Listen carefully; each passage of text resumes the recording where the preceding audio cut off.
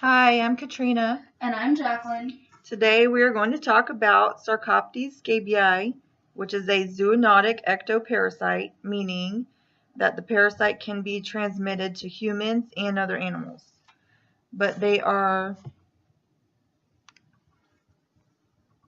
only adapted to a specific host. For example, if a mite is transferred to a human from a dog, it will not survive long because it is adapted to the canine host.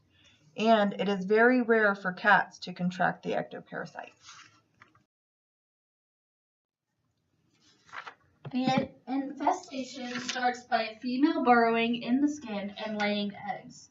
The eggs hatch after 2 to 3 days and then changes into a larva.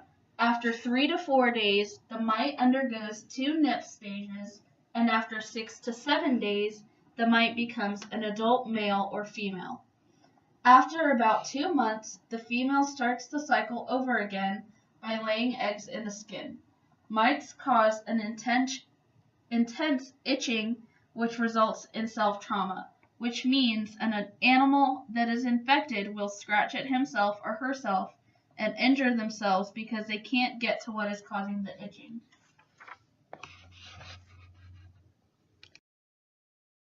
Some of the signs and symptoms of scabies are pruritus, which is an uncomfortable, irritating sensation that creates an urge to scratch that can involve any part of the body.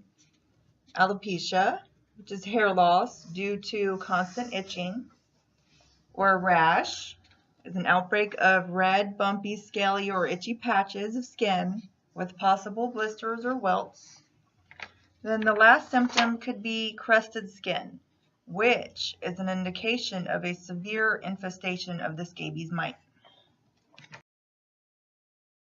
The scabies are, like Katrina said, is a zoonotic parasite, which means the mites can be transferred from animals to humans, from humans to animals, or from humans to humans.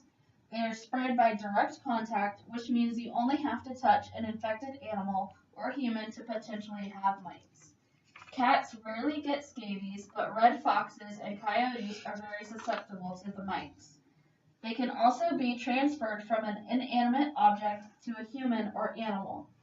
For example, if an infected dog gets groomed and the groomer does not wash the clipper blades or leash or collar, then when you take your dog to get groomed, your dog could potentially get infected as well.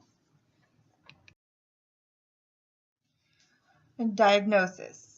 Animals can contract 2 types of parasites, either Demodex, which is not contagious, or scabies, which both cause alopecia and pruritus. We normally call this mange. If a parasite is suspected, a skin scrape will need to be performed and evaluated under a microscope.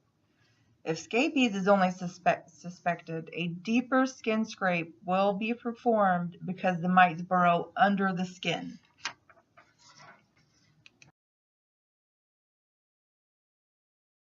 For treatment, you could use baths or dips, ivermectin, Advantage Multi, Frontline, or collars.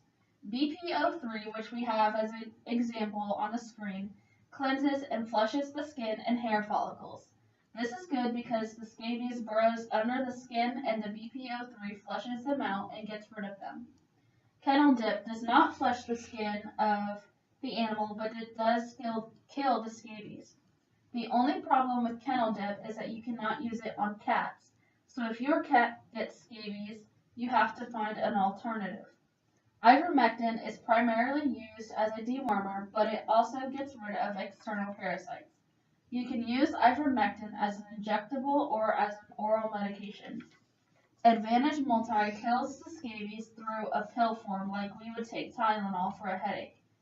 Frontline Plus kills the mites in the same way as Advantage does, and could also be used as a heartworm preventative. Collars only control the parasites and does not kill the mite themselves. We thank you for listening to our presentation. We hope you have learned a lot about Sarcoptes Scabei.